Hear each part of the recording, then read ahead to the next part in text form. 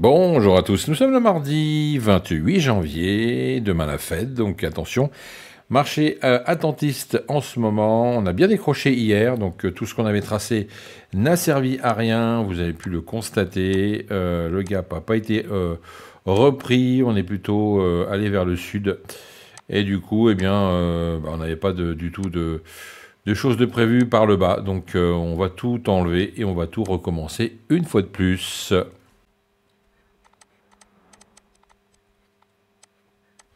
Alors, nous voici sur le daily. Donc forcément, oui, on a plein de choses à dire. On a d'abord le plus haut ici, voilà. Et puis le plus bas, avec cet énorme espace de liquidité à aller combler à un moment donné. Mais il va falloir aussi remonter, parce qu'on a pas mal de choses qui traînent également par le haut. Donc, à voir. On va continuer de tracer notre profil.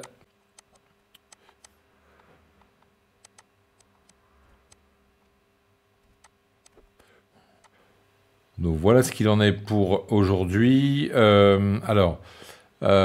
Forcément, il y a le gap à combler, donc on va également tracer nos zones.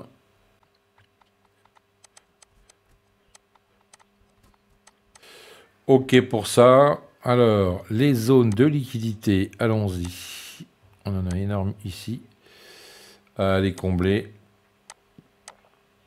Donc ça en fait partie, évidemment. On va se focaliser également sur celle-ci, qui est un petit peu moins importante. Tac. Voilà.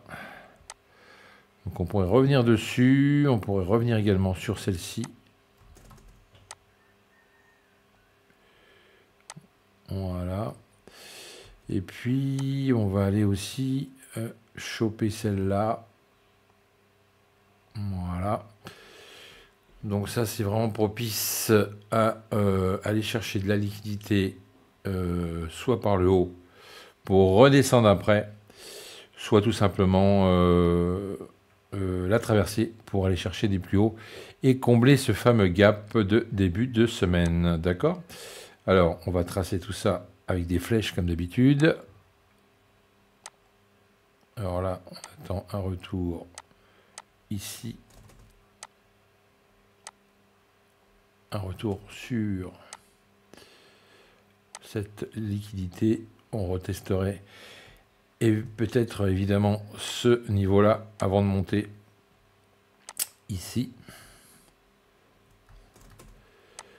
Ou alors aller chercher à partir de cette zone de liquidité qui sera peut-être travaillée, aller chercher le comblement du gap ainsi que la zone du haut. Ça peut également se faire. Donc ça c'est un premier jet. On peut aussi aller chercher, comme vous le savez, les zones les plus basses. Voilà. Tout ça fait partie du jeu.